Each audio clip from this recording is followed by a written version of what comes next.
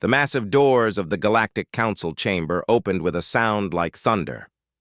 Ambassador Lee Dong-ho stepped through first, his black diplomatic uniform crisp and clean. Behind him walked Park Tae-min, wearing the dark blue of Earth's military, and Kim Soo-jin in the white coat of a scientist. Their footsteps echoed in the enormous space. The chamber was bigger than any building on Earth. The ceiling stretched so high that clouds formed near the top. Thousands of seats rose in circles around a central platform, each one designed for a different alien species. Some seats had water for the fish-like Aquarians, others had thick gas for the methane-breathing Volcarans. The air itself changed, as they walked, becoming thicker or thinner to keep everyone comfortable. Lee looked up at the seats. Most were filled. He counted representatives from over 800 different worlds.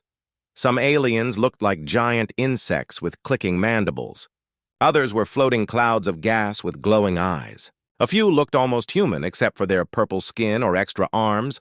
All of them were staring down at the three humans. "They look angry," Kim whispered. "They look scared," Park replied quietly. Lee said nothing. He had been preparing for this day for 10 years. Every human diplomat, every military officer, every scientist had been preparing. The aliens did not know this yet. The three humans walked to the center platform. Their steps seemed very loud in the huge space. Lee could feel thousands of alien eyes watching them. Some aliens whispered to each other in languages that sounded like music or static or grinding metal. Universal translators turned their words into human speech. "Look at how small they are." "Only 3 of them? Such a young species. They multiply so fast. Dangerous breeding rate." Lee kept his face calm, but inside he smiled. The aliens still thought humans were just another primitive species. They had no idea what was coming. High Counselor Veltharion floated down from the highest seat. The ancient creature looked like a jellyfish made of light, with tentacles that sparked with electricity. When it spoke, its voice echoed from speakers all around the chamber. "Humans of Earth," Veltharion said, "you have been summoned to answer for your actions." Lee bowed slightly. "We are honored to appear before the Galactic Council." A sound like laughter came from the alien seats, but it was not friendly laughter. Counselor Zephyran of the Talon. Empire stood up. The creature looked like a giant bird with metal claws and glowing red eyes. "Honored? You should be frightened. Your species has broken galactic law." Park's hand moved slightly toward his belt, then stopped. "Not yet." "What laws?" Lee asked calmly. "You have spread to 12 star systems without permission," Veltharion said. "You take resources that belong to the galaxy. You build weapons instead of art. You multiply without control. And ships have gone missing near your space," added Counselor Mordain of the Crystalline Collective. The rock-like creature's voice sounded like grinding stone. "3 survey fleets. Gone." The whispers from the alien seats grew louder. Lee could hear fear in their voices now. "Good." Kim stepped forward. "Honored counselors, humans have always been peaceful with other species. We trade fairly. We share technology. We harm no one." "Peaceful?" Zephyran's red eyes flared brighter. "Your people carry weapons everywhere. Even your children learn to fight. What peaceful species does this?" "A smart one," Park said quietly. The chamber fell silent. Every alien stared at the human soldier. Veltharion's tentacles sparked with electricity. "You dare speak of violence in this sacred place?" "I speak of truth," Park replied. "Every species here has predators on their homeworld. Every species. Except yours learn to run or hide. Humans learn to fight back." More whispers filled the chamber. The aliens were becoming nervous. Some shifted in their seats. Others made clicking or humming sounds that their translators could not interpret. Lee raised his hand for silence. "We are here to talk, not to argue."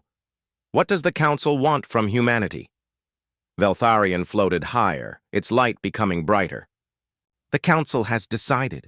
Humanity is too dangerous to remain unchecked. You multiply too fast. You spread too quickly. You take too much. We take nothing that is not freely given, Kim said. You take entire worlds. Mordane's rocky voice cracked like breaking stone. You change their air, their water, their very nature. You make them suitable only for your kind. We terraform empty worlds, Lee replied. Dead worlds, worlds where no life exists. Life could exist there someday, Veltharion said. You steal the galaxy's future. Park laughed, a short, sharp sound. The galaxy's future? You mean your future? You want those worlds for yourselves. The alien whispers became angry buzzing. Some creatures stood up in their seats. Others made threatening gestures with claws or tentacles. Silence! Veltharion's voice boomed through the speakers. Humans, you will listen. The Council has reached its decision. Lee straightened his shoulders. We are listening. Humanity will withdraw from all colonies beyond your home system. You will submit to galactic oversight. Your military will be disbanded. Your ships will be inspected and approved by Council forces. The chamber became quiet again. Every alien waited for the human response. Lee looked up at the thousands of watching eyes. Some showed satisfaction. Others showed fear. A few showed curiosity about what the humans would do. And if we refuse? Lee asked. Zephyron spread his metal wings. Refusal is not an option. 800 species stand against 3. Your choice is submission or destruction. Kim glanced at Park. The soldier's face was calm, but his eyes were alert. He was counting exits, measuring distances, evaluating threats.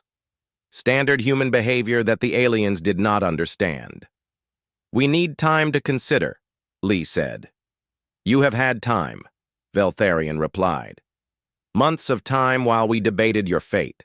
The decision is final. Lee nodded slowly. I see. The Council has already decided our guilt. This is not a trial. This is a sentencing. Correct, Mordane said. Your species is guilty of aggressive expansion and resource theft. The galaxy must be protected from your nature. Our nature, Park repeated softly. Yes, Zephyran said. You are predators, killers. You cannot help yourselves. This is why you must be controlled. Lee smiled then, and every alien in the chamber felt a chill they could not explain. Counselors, Lee said quietly, you understand nothing about human nature. The 3 humans stood together on the platform, surrounded by 800 hostile species. They should have been terrified. They should have been begging for mercy. Instead, they looked like they were exactly where they wanted to be. Veltharion's glowing form pulsed brighter as it began reading from a crystal tablet that floated beside it. The ancient being's voice echoed through the massive chamber, each word striking like a hammer blow. The charges against humanity are numerous and severe, the High Counselor announced. First charge, unauthorized colonization of the Kepler 442 system without galactic permission. Lee Dong-ho kept his face blank, but inside he felt anger rising.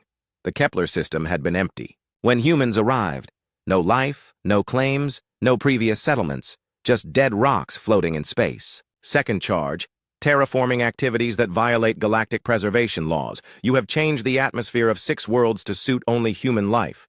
Kim Soo-jin wanted to speak, to explain that those worlds were barren wastelands before humans touched them. Now they had forests and oceans and millions of people living happy lives. But she stayed quiet. Third charge, excessive resource extraction from asteroid belts without council approval. Park Tae-min almost laughed. The aliens complained about humans mining rocks in empty space, but they had been strip mining entire star systems for thousands of years before humans even discovered fire. Fourth charge, military buildup beyond acceptable levels for a Class 7 civilization. This time, Lee did react, raising one eyebrow slightly.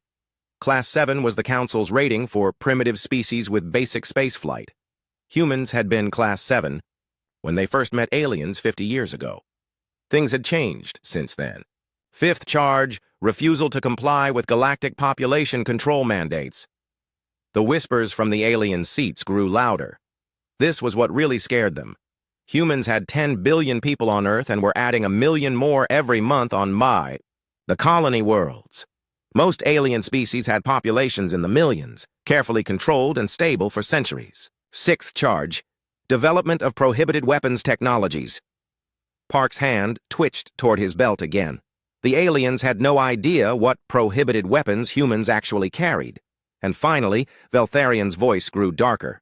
The disappearance of 3 Council survey fleets in human space, the research vessel Harmony's Dream with 400 crew members, the exploration ship Starwalker with 200 scientists, the diplomatic cruiser Peaceseeker with 150 ambassadors. The chamber erupted in angry sounds. Clicks, hisses, roars, and electronic screeches filled the air. Some aliens stood up, shaking claws and tentacles at the humans. Others made threatening gestures with weapons or natural body parts designed for killing. 750 beings missing, Zephyron screeched, his red eyes blazing. Their ships vanished near your colonies. No distress signals, no debris, nothing. Lee looked up at the furious aliens calmly. Are you accusing humanity of destroying those ships? We accuse nothing, Mordane's rocky voice ground out. We state facts. Ships enter human space. Ships disappear. Humans claim ignorance. Because we are ignorant, Kim said firmly. We know nothing about missing ships. The lie came easily. Every human in the delegation knew exactly where those ships were. More importantly, they knew the crews were safe and well treated. But the aliens did not need to know that yet. Counselor Yxandra of the Hive Mind spoke for the first time. The insect-like creature's voice buzzed through multiple speakers, creating an unsettling harmony. Humans lie. Humans always lie. This is their nature. Our nature? Lee's voice carried a hint of steel now. Please, enlighten us about human nature. Veltharian's tentacles sparked with electricity. Humans are predators, killers. You evolved from pack hunters who ate other creatures. Your entire civilization is built on violence and death. You worship conflict, Zephyran added. Your entertainment involves watching beings hurt each other. Your stories celebrate war and conquest. You multiply without wisdom, Mordane continued, like a plague that consumes everything in its path. You cannot cooperate, Yxandra buzzed. Even among your own kind, you fight constantly. Wars, crime, violence. This is all humans know. Park stepped forward slightly. You think you understand? Us? We have studied your species for 50 years, Veltharian replied. Every action confirms our analysis. Humans are dangerous. Dangerous to who? Kim asked quietly. The question hung in the air. Several aliens shifted uncomfortably in their seats. Dangerous to galactic peace, Zephyrin finally answered. Galactic peace, Lee repeated slowly. You mean the peace where 800 species bow to a council of 12 ancient races? The peace where new species must beg for permission to expand? The peace where entire civilizations stay trapped on single worlds because you control all expansion rights? More angry sounds erupted from the alien seats. Some creatures began making what sounded like war cries. That peace has lasted for 10,000 years. Veltharian's voice boomed. Because you crush anyone who threatens it, Park said flatly. The chamber fell silent. Even the whispers stopped. Counselor Dex Morian of the Energy Beings spoke in a voice like wind through metal. The Narshari Empire, the Velkan Republic, the Frontier Alliance, all destroyed because they would not accept council authority. 12 civilizations in the last 1,000 years, Kim added. All wiped out by galactic peace forces. They were warned, Zeph Aaron said defensively. They chose destruction over cooperation. They chose freedom over slavery, Lee replied. The alien anger exploded. Creatures roared, screeched, and howled. Some began activating personal weapons. Energy fields flickered around the chamber as various species prepared for violence. Silence!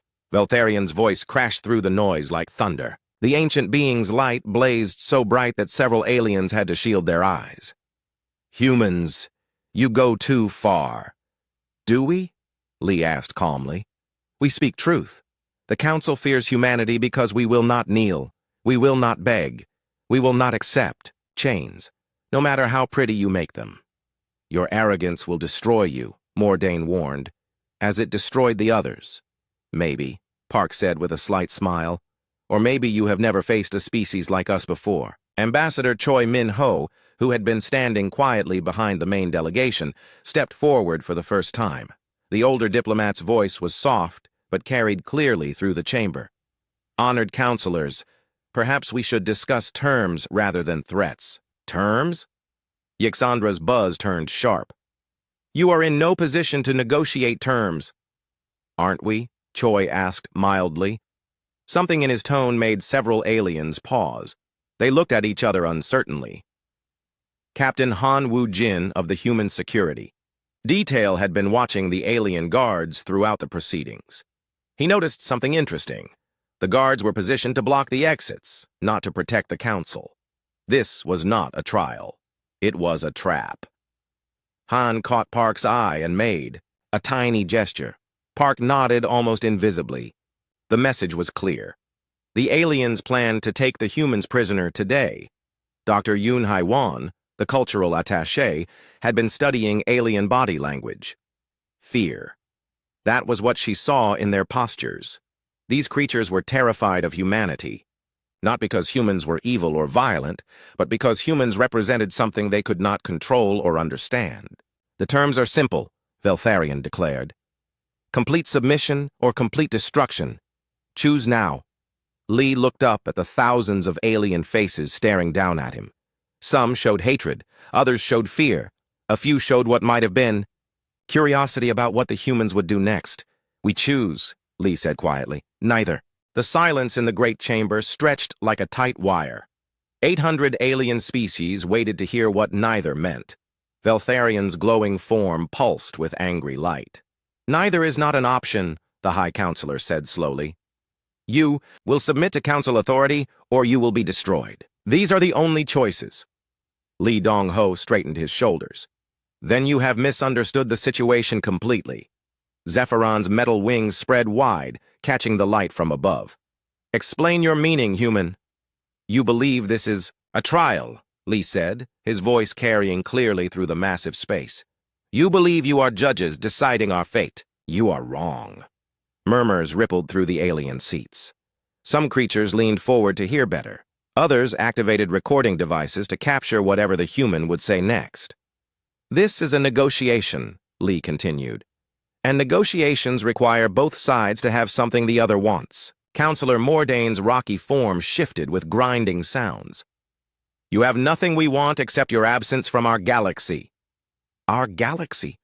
Park Taemin stepped forward, his military bearing unmistakable. "Who decided this galaxy belongs to you?" 10,000 years of civilization," Veltharion's voice boomed. 10,000 years of peace and order. 10,000 years of stagnation, Kim Soo-jin said quietly. "When did any of your species last discover something new? When did any of you push beyond your comfortable boundaries?" The whispers from the alien seats grew louder. Some sounded confused, others angry. Yxandra's insectoid voice buzzed with irritation. "We have perfected our societies. We need no change." "You fear change," Dr. Yoon Hae-won spoke for the first time, her voice soft but clear. "Humans represent change, growth, the unknown. This terrifies you." Several aliens made threatening sounds, but Counselor Dex Morian of the Energy Beings raised a crackling hand for silence. "Enough philosophy," Dex Morian said, his voice like wind through steel. "The Council has reached its decision. Humanity will comply with the following terms." The ancient being gestured, and a holographic display appeared above the central platform. Words began scrolling in hundreds of different languages, but all saying the same thing. First, Dex Morian read, "All human colonies beyond the Sol system will be evacuated within 1 solar year." "Impossible," Ambassador Choi Min-ho said calmly. 12 billion people live on those worlds. They cannot be moved." Then they will be moved by council forces, Zephyrin screeched. Dead or alive makes no difference to us. Captain Han Wu-jin's hand moved slightly toward his belt, then stopped. Not yet, but soon. Second, Dex Morian continued, humanity will submit to a permanent council oversight committee. All government decisions must be approved by council representatives. You want to rule us, Lee said. It was not a question. We want to control you, Veltharion replied honestly, like we control all dangerous species. Third, all human military forces will be disbanded. Your ships will be surrendered to council. Authority for inspection and disposal. Park laughed, a sharp sound that echoed strangely in the vast chamber. You want us defenseless? We want you harmless, Mordane's grinding voice replied. Fourth, human population growth will be limited to council-approved levels. No more than one child per family unit. The alien seats erupted in satisfied sounds. This was what they really wanted. To stop humanity from growing, from spreading, from becoming stronger. And finally, Dex Morian's voice grew darker, humanity will provide full disclosure of all technology, all resources, and all military capabilities, including the location of the missing council fleets. The chamber fell silent again. Every alien eye focused on the small group of humans standing in the center of the vast space. Lee looked up at the thousands of watching faces. He saw satisfaction in some, fear in others, and cruel anticipation in many. They thought they had won. They thought humanity would kneel and beg for mercy. These terms are unacceptable, Lee said simply. The satisfied sounds turned to angry ones. Some aliens stood up in their seats, making threatening gestures. You have no choice! Zephyran's red eyes blazed brighter. 800 species stand against you. Our combined fleets could turn your homeworld to ash. Could they? Park asked mildly. The question hung in the air like a challenge. Several aliens looked uncertain for the first time. Major Yang In-Su, who had been standing quietly as a diplomatic aide, touched a small device on his wrist. Light years away, hidden ships received his signal and began moving toward the Council's homeworld. You doubt our power? Veltharion's tentacles crackled with electricity. We have ships beyond counting, weapons that could crack planets. Numbers, Kim said thoughtfully. You always think about numbers. 800 species, millions of ships, trillions of beings. You think this makes you strong. It does make us strong, Yixandra buzzed angrily. No, Dr. Yoon shook her head. It makes you slow. It makes you predictable. It makes you weak. The alien anger was building to dangerous levels. Some creatures were openly displaying weapons now. Energy fields flickered around the chamber as various species prepared for violence. Commander Lim Seo-hwa, who the aliens thought was just another aide, had been monitoring their communications throughout the meeting. Her hidden equipment told her something interesting. Council fleets were already moving toward human space. This had never been a trial. It had always been a trap. She caught Lee's eye and nodded slightly. The message was clear. The aliens were already attacking. You want our answer, Lee said, looking directly at Veltharion. Here it is. The chamber fell silent. Every creature leaned forward to hear humanity's submission. We reject your terms, Lee said clearly. All of them. The silence lasted exactly 3 seconds. Then the chamber exploded in chaos. Aliens roared, screeched, and howled in fury. Some activated personal weapons. Others began transmitting orders to their fleets. The air filled with the sounds of 800 different species expressing rage. Silence! Veltharion's voice crashed through the noise like thunder. When quiet returned, the ancient being's light was blazing so bright it hurt to look at. You reject our mercy? We reject your chains, Lee replied. Then you choose death, Zephyrin snarled. For your entire species. Do we? Park asked, and something in his voice made several aliens step back. You are 3 beings. Mordane's rocky voice cracked with anger. 3 beings against 800 species. What can you possibly do? Lee smiled then, and every alien in the chamber felt a chill they could not explain. We can leave, he said simply. Leave? Veltharion's confusion was obvious. Where would you go? This is the galactic capital. This is the center of all civilization. Exactly, Ambassador Choi said quietly. This is where you keep all your leaders, all your decision-makers, all your most important people. The alien anger began to change into something else, something that looked almost like fear. You cannot threaten us here. Dexmorian's energy form flickered with agitation. This station has the most powerful defenses in the galaxy. We know, Lee said calmly. We studied them very carefully. Captain Han had been counting exits and measuring distances since they arrived. Now he was counting something else. Guard positions, weapon placements, reaction times. Guards, Zephyron screeched. Arrest these humans! Take them to the detention cells! Armed aliens began moving toward the platform from all directions. They looked confident.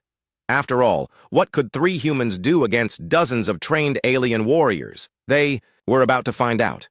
Counselors, Lee said politely. If this council cannot treat humanity as equals, then humanity has no place in this council. The human delegation turned toward the nearest exit. As one, stop them, Veltharion commanded. The alien guards moved to block their path. Energy weapons powered up, claws extended, natural armor plates shifted into combat positions. That was when the aliens learned their first lesson about human nature. Humans did not come to important meetings unarmed. The first alien guard reached for Lee Dong-ho's arm.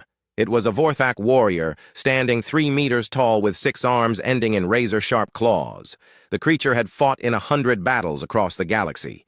It had never lost a fight. Lee did not resist. He simply stepped to one side. The Vorthak stumbled forward, confused.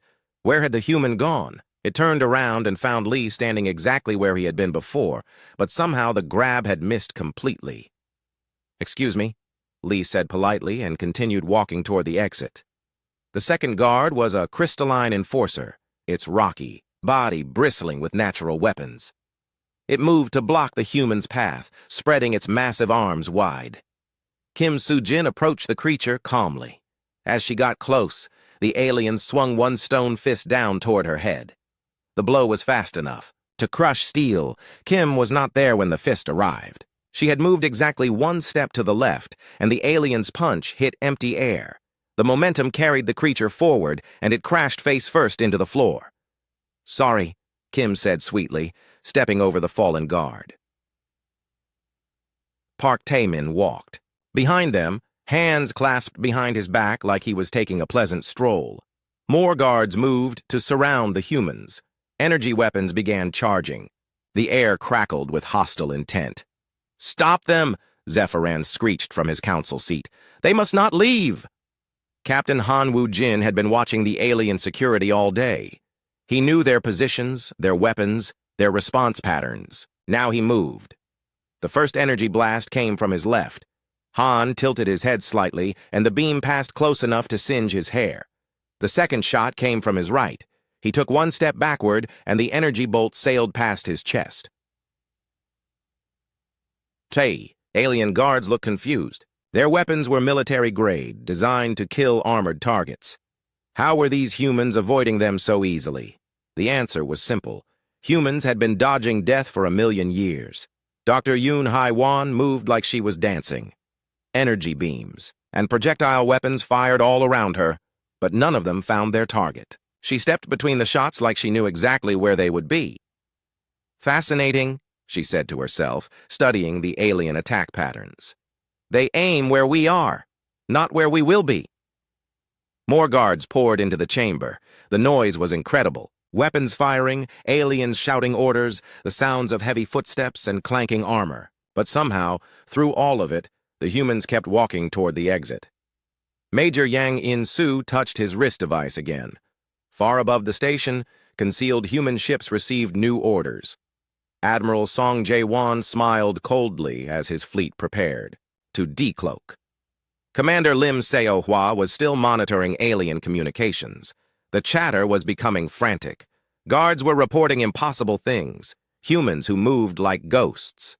Weapons that missed at point-blank range, a small group walking calmly through absolute chaos.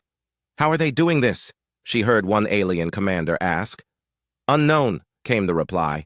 Recommend heavy weapons. Ambassador Choi Min-ho noticed the change in alien tactics. Heavier weapons were being brought in. The guards were getting desperate. Soon they would stop trying to capture the humans and start trying to kill them. That was when everything would change. A Talon Empire warrior dropped from the ceiling, his metal claws extended for a killing strike. The attack was perfectly timed, coming from an unexpected angle at incredible speed. Park caught the alien's wrist without looking up. The creature's claws stopped centimeters from Park's head. "Excuse me," Park said politely. Then he twisted his hand. The alien warrior's arm broke with a sound like snapping metal. The creature screamed and collapsed to the floor, clutching its ruined limb. The chamber fell silent for a moment. Every alien stared at the impossible sight. A human had just broken a Talon warrior's arm with one hand. Talon warriors were legendary for their strength and durability. "How?" someone whispered. "Physics," Kim Soo-jin replied helpfully. "Leverage, joint pressure, bone density calculations. Very simple, really." The silence ended as more guards attacked with desperate fury. Now, they understood that the humans were dangerous. The gloves came off. Energy weapons switched to maximum power. Projectile weapons loaded armor-piercing rounds. Natural weapons like claws and stingers extended to their full length. The alien guards stopped trying to capture the humans alive. This was exactly what the humans had been waiting for. Lee reached into his diplomatic jacket and pulled out what looked like a small metal cylinder. He pressed a button, and suddenly a shimmering energy field surrounded all the humans. "Personal shields," he explained to the nearest alien. "Human technology. Very effective." The energy weapons that had been missing the humans suddenly began, hitting them instead. The beams struck the shields and scattered harmlessly in all directions. Some of the scattered energy hit alien guards who went down with cries of pain. "Impossible," Veltharian's voice boomed from above. "Personal shield technology does not exist." "Correction," Dr. Yoon called back. "Personal shield technology did not exist in your databases. Humans have had it for 20 years. More weapons appeared in human hands, not from hidden holsters or secret compartments, but from their diplomatic equipment. Briefcases opened to reveal compact energy weapons. Document folders unfolded into advanced targeting systems. Even their formal shoes contained concealed armor plating. "How much equipment did you bring?" demanded Counselor Mordain. "Enough," Captain Han replied, checking the charge on what appeared to be a very advanced plasma rifle. The alien guards were backing away now. Their most powerful weapons were useless against the human shields.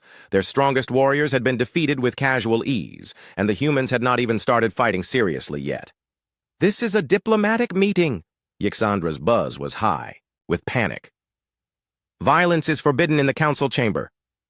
"We are not being violent," Lee said reasonably. "We are simply leaving. You are the ones being violent." "You're shooting at us," a guard captain protested. "No," Park corrected. "We are walking toward the exit. You are shooting at us. We are just making sure your shots don't hit." The difference was important. The humans had not fired a single shot, or thrown a single punch. They had simply defended themselves while continuing to walk toward the door. Commander Lim's communication equipment crackled with new information. The alien fleets that had been moving toward human space were reporting. Strange sensor readings. Ships were appearing on their scopes. Lots of ships. "Counselors," Lee called up to the alien leadership. "You should know that your fleets are about to have visitors."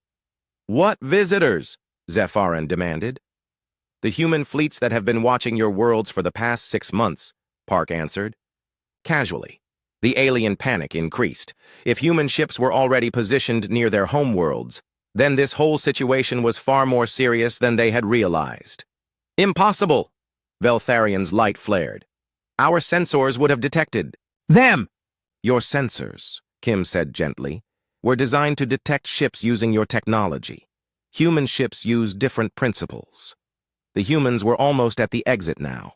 Behind them lay a chamber full of frustrated, frightened, and increasingly desperate aliens. Ahead lay the corridor that would take them to their ship. "You cannot leave!" Dex Morian's energy form blazed with fury. "The Council has not dismissed you!" Lee stopped walking and turned back to face the thousands of alien representatives. "Counselors," he said, his voice carrying clearly through the vast space. Humanity came here in good faith. We hoped for dialogue, for mutual understanding, for a place among the galactic community. He paused, looking up at the alien faces staring down at him. Instead, we found prejudice, fear, threats, and finally, violence. If this is galactic civilization, then humanity wants no part of it. You have no choice, Zepharon screeched. You cannot stand against the entire galaxy. Park Tae-min smiled then, and the expression was not entirely pleasant. Make us, he said quietly. The two words echoed through the chamber like a challenge, like a declaration of war, like a promise of things to come. The humans turned and walked out of the council chamber, leaving 800 species to contemplate what they had just unleashed. The corridor outside the council chamber erupted in chaos. Alarms screamed through the massive space station. Red lights flashed in patterns that meant emergency to hundreds of different species. Security forces poured in from every direction, their weapons ready and their orders clear. Stop the humans at any cost. Lee Dong-ho walked calmly down the center of the corridor while energy beams flashed past his head. His personal shield flickered with each hit, scattering the deadly light in rainbow patterns across the walls. Station security to all units, a voice crackled through the communication system. Human delegation is attempting to escape. Use maximum force. Repeat, maximum force authorized. Park Tae-min heard the announcement and shook his head sadly. They still don't understand. A squad of crystalline warriors rounded the corner ahead, their rocky bodies bristling with natural weapons. Behind them came a pack of Vorthak soldiers, all 6 arms extended and ready to kill. Above, ethereal security forces floated down from the ceiling, crackling with dangerous energy. "Surrender now!" the lead crystalline shouted. "You are outnumbered 50-1. Captain Han Woo-jin looked at the assembled aliens and smiled. 50-1? That hardly seems fair. For who? Kim Soo-jin asked innocently. What happened next would be studied in military academies across the galaxy for centuries to come. Sergeant Kang Min-woo had been disguised as a diplomatic aide all day. Now he moved like lightning. The first Vorthak warrior died before it knew Han was coming. 6 arms meant nothing when your opponent was faster than thought and twice as deadly. The second warrior swung all 6 claws at once. Han was not there when they arrived. He appeared behind the creature and touched 2 pressure points on its neck. The massive alien collapsed like a falling tree. Dr. Bae Hyun-jin was supposed to be a civilian medic. The aliens learned otherwise when she disabled 4 crystalline warriors in as many seconds. She knew exactly where to strike each species to cause paralysis without permanent damage. Her medical training had taught her alien anatomy better than any soldier. "How do you know our weak points?" gasped a fallen ethereal as Dr. Bae stepped over him. "I'm a doctor," she replied simply. "I know how every species in this galaxy works, including the parts that break easily." Commander Lim Seo-hwa was still monitoring alien communications while fighting off attackers. The chatter was becoming desperate. Security forces were calling for backup, then calling for their backup to get backup. "Unknown weapons technology," she heard one commander report. "Human shields are deflecting everything we have." "Impossible." "Combat capabilities," another voice added. "Single humans defeating entire squads." "Request immediate reinforcement from the fleet," a third voice screamed. Lim smiled as she intercepted the response. "Fleet is unavailable. Fleet is dealing with human ships." Major Yang In-su's wrist device was blinking constantly now. Admiral Song Jae-won was sending updates from the human fleet that had just revealed itself around the space station. The aliens were discovering that their supposedly impregnable fortress was surrounded. Ambassador Choi Min-ho walked through the battle like he was taking an evening stroll. Energy beams passed around him without finding their target. Alien warriors lunged at him and somehow missed. He never seemed to hurry, but he was always exactly where the attacks were not. "Excuse me," he said politely to each alien that tried to stop him. "Pardon me. Sorry for the inconvenience." Dr. Yoon Hai-won was fascinated by what she was observing. "Remarkable," she said to herself while avoiding a flurry of projectile weapons. "They're pack hunters, but they don't coordinate properly. Each species fights like they're alone." She was right. The alien security forces were working against each other as much as against the humans. Crystalline warriors got in the way of Vorthak's soldiers. Ethereal energy attacks interfered with other species' weapons. 800 different fighting styles created chaos instead of cooperation. The humans, by contrast, moved like they shared a single mind. When Lee stepped left, Park was already covering his right. When Kim ducked, Han was already striking the enemy she had avoided. They fought like they had trained together for years. They had. The battle moved through the stations, corridors like a storm. Behind the humans lay dozens of unconscious or disabled aliens. Ahead lay more security forces, growing more desperate with each passing minute. "Station control to all ships," a panicked voice announced. "We have a code black emergency. Hostile. Forces have breached security. Request immediate military assistance." The response came from an unexpected source. "Station control. This is Admiral Song Jae-won of the human fleet. Your request for military assistance has been received and denied." Silence filled the communication channels for several seconds. "Human fleet?" the station controller finally asked. "What human fleet?" "Look outside," Admiral Song suggested. Throughout the massive space station, aliens rushed to observation windows and external cameras. What they saw made their worst fears reality. Ships, hundreds of them, sleek human vessels that had appeared from nowhere, surrounding the station like wolves around prey. They were larger than expected, more advanced than anyone had imagined, and clearly armed for war. "Impossible." Veltharian's voice echoed through the station's communication system. "Our sensors detected nothing." "Your sensors," Admiral Song's calm voice replied, "were designed by species that think in 3 dimensions. Humans learned to think in 4 dimensions 50 years ago. The human delegation was approaching the docking bay where their ship waited.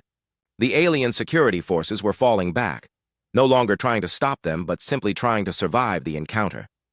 Captain Han paused at an intersection and spoke into his personal communicator. "Admiral, the delegation is secure and proceeding to extraction." "Understood, Captain." "And the missing ships?" Han smiled. "Tell them." Admiral Song's voice filled every speaker on the station. "Attention, Galactic Council. You have expressed concern about 3 missing survey fleets: the research vessel Harmony's Dream, the exploration ship Starwalker, and the diplomatic cruiser Peaceseeker. The entire station held its breath. These ships are not missing. They are guests in human space. Their crews are alive, healthy, and well-treated. They have been studying human technology and society for the past 6 months. Chaos erupted in the council chamber behind them. Alien voices screamed accusations, demands, and threats. The crews volunteered to stay. Admiral Song continued calmly. They found human civilization more interesting than their orders to spy on us. Some have asked for permanent residence. The humans reached their ship, a sleek vessel that looked nothing like the primitive craft the aliens expected. As they boarded, Lee turned back for one final message. "Counselors," his voice carried through the station's speakers. "Humanity makes this offer once. Treat us as equals, and we will be peaceful neighbors. Continue to treat us as primitives to be controlled, and you will learn why humans became the dominant species on a world full of predators." The ship's engines came online with a sound like controlled thunder. The vessel lifted gracefully from the docking bay and accelerated toward the human fleet. "This is not over," Zephyran's voice screeched through the communication system. "No," Admiral Song agreed. "It is not. But the next time we meet, remember this. You brought 800 species to intimidate 3 humans, and the humans walked away." The human fleet vanished as suddenly as it had appeared, leaving the Galactic Council to contemplate a new reality. Humanity was no longer a young species seeking acceptance. They were a force that would reshape the galaxy on their own terms. In the empty council chamber, 800 species sat in stunned silence, finally understanding what they had awakened, and in the deep space between stars, human ships began their journey home, carrying the message that would change everything. Humanity would bow to no one.